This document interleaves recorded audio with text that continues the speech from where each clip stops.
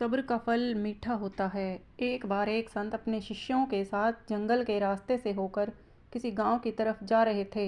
उन सभी शिष्यों में से एक शिष्य बहुत ही फुर्तीला था। वह अपना हर कार्य जल्द से जल्द निपटाना चाहता था। उसके गुरु उसे कई बार समझाते थे कि धैर्य से काम करो, जितनी जल्दी करोगे उतनी ही कठिनाइयाँ और बाधाएं आएंगी। वो रास्ते से जा रहे थे, तभी संत और सभी शिष्यों को प्यास लगने लगी, जिसके कारण उनके कदम आगे नहीं बढ़ पा रहे थे। उन्होंने पास की नदी से पानी पीकर एक वृक्ष के नीचे आराम करने का सोचा। वह फुर्तीला शिष्य उन्हें विश्राम करने से रोकता और जल्दी से अपनी मंजिल प्राप्त करने को कहता। जितनी जल्दी हो सके उतनी जल्दी करो। तभी संत जी कहते, सब्र करो, सब्र का फल मीठा होता है। जल्दी करोगे तो रास्ते में बहुत सारी परेशानियां आएंगी। थोड़ी देर रुककर फिर चलेंगे। तभी शिष्य कहता, ये सब कहने की बातें हैं, मुझे उदाहरण देकर बताओ कि सब्र का फल कैसा होता है।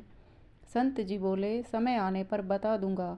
कुछ देर आराम करने के बाद फिर चलने लगे। चलते चलते उन्हें काफ़ी समय हो गया था और अंधेरा भी होने लगा था। वे अपने ठहरने की जगह ढूंढने लगे। बहुत ढूंढने के बाद उन्हें एक किसान मिला, जिसने उन्हें रहने के लिए कमरा दिया।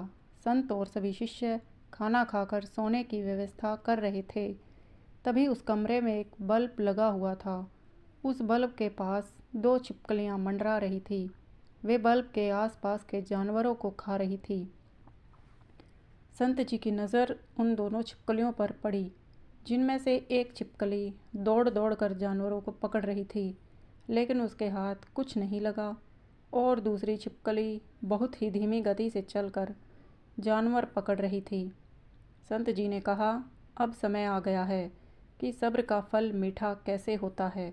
उन्होंने सभी शिष्यों से कहा, तुम इन दोनों छिपकलियों को देख रहे हो? दोनों में केवल एक ही अंतर है, एक सब्र वाली तो दूसरी फुर्तीली है।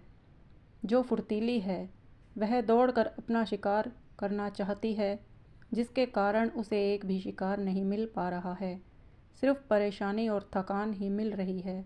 और एक छिपकली धैर्य वाली है, जो आराम से और चतुराई से चलकर जानवर को पता भी नहीं चलता और उसे अपना शिकार बना लेती है और बिना कठिनाइयों के ही सफलता प्राप्त कर लेती है। इसी तरह धैर्य रखने वाले व्यक्ति को भी बिना कठिनाइयों के सफलता मिल जाती है। अब पता चला सब्र का फल मीठा कैसे होता है। बिना सब्र के कार्य करने से केवल दुविधा ही उत्पन्न होती है। फ्रेंड्स, इस कहानी से आपने क्या सीख ली, हमें कमेंट करके ज़रूर बताएं। कहानी को लाइक, शेयर और चैनल को सब्सक्राइब करें। धन्यवाद।